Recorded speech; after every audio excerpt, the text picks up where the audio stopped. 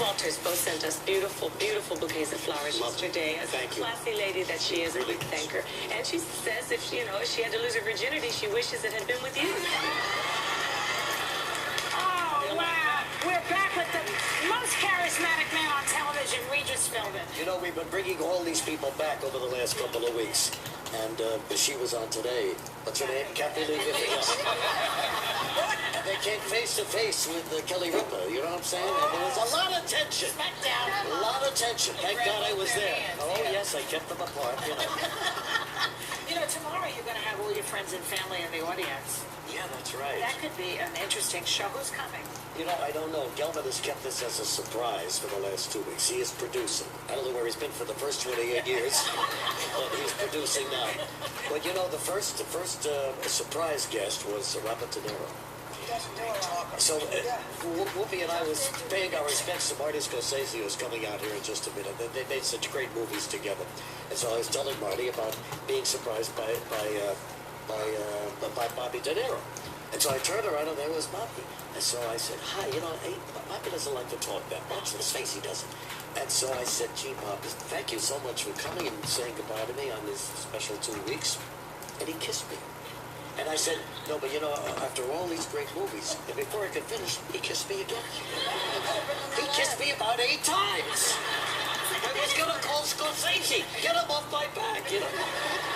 But you know, Regis, I'm not sure you're going to give me an answer, but everyone wants to know who you think your replacement should be. And if you don't want to name a name, tell us the kind of person you think should replace you. You know, that's a great question, and everybody is asking me that. And I really don't know who it should be. It should be somebody who has a little chemistry with her, who keeps... Kelly Ripa is going to continue with the show. The show isn't going off, and so they're going to hopefully join together and make their own music. But let me ask you, so you have opinions? It has to be someone who can spontaneously talk. Well, it doesn't have to be that opening. That opening was my opening 50 years ago in San Diego. It's my first late night show. They could change it to suit each other. You know? But it still has to be someone who can just talk about topics like that. Yes. But let me ask you, Five, who I never, a question about who should be the next so-and-so, like Ricky Gervais went down in flames right here. Who do you think should be, would follow Regis here? Honestly? It's pretty hard. It's going to take them a little while. Do you know anybody? Can you think of anyone? I couldn't think of anyone who would be, because it has to be that. But you don't find that out till you go on the air. I like Wayne Brady. Do you know Wayne Brady? I think he's just very charismatic, and he can handle that. Give him a day or two. I like Wilfred Brimley. She's kidding, isn't she? I think in both cases. Now, in my ear, one of our producers is saying Harry Connick Jr. Yeah, he's very good. He's a good idea. He's going to be on Broadway for the next year. You know what I like about that idea? Because he's sort of like Regis in a way. He's a Broadway guy. He's a sure. Why don't we forget about whoever that is and let's talk some more about Regis. Right, just do it. So now you've got time. You're going to be hanging out more with your grandkids, I assume. Well, yes. Now we're free to fly out there anytime we want and stay as long as we want. There was always a schedule there. Is that Mr. Trouble? Mr. Trouble. There he is. Mr. Trouble. Somebody. And there's his sister, the baby Ivy. Yeah. Let's get to your book, or you'll never forgive us. It's fantastic, I have to say. You tell the best story.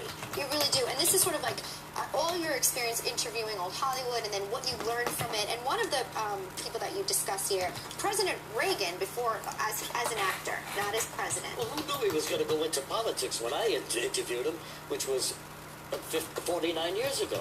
And he came out, he's a great-looking guy, and we sat there, and he had such a calm way of describing things, and making us all feel better. I forget even what we talked about, but it wasn't about politics. That was the last thing we had in mind.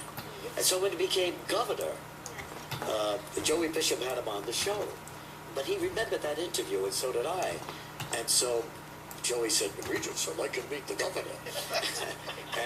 and Reagan said, oh, Regis and I are old pals. Bishop stood back. What's going on? He didn't want to hear that. But then he became president, and that was the end of our relationship. Regis, there are so many interesting people here that you've interviewed and pay homage to, like Jack Paul, and we have another. Jack Paul told me what I should do in the opening of my show, which is what I do. I can't tell jokes. I don't know jokes. I can just come out and talk about whatever I did the night before, but make it funny in some way. I cannot tell you how much we are going to miss you. You come back with us anytime. The first week that we were on, you were our #1 guest. You are always welcome. Thank you, and Paula. before Thank we you. go, everybody's going to get a copy of Revis's book. Everyone in our audience, watch him tomorrow. It's the last day.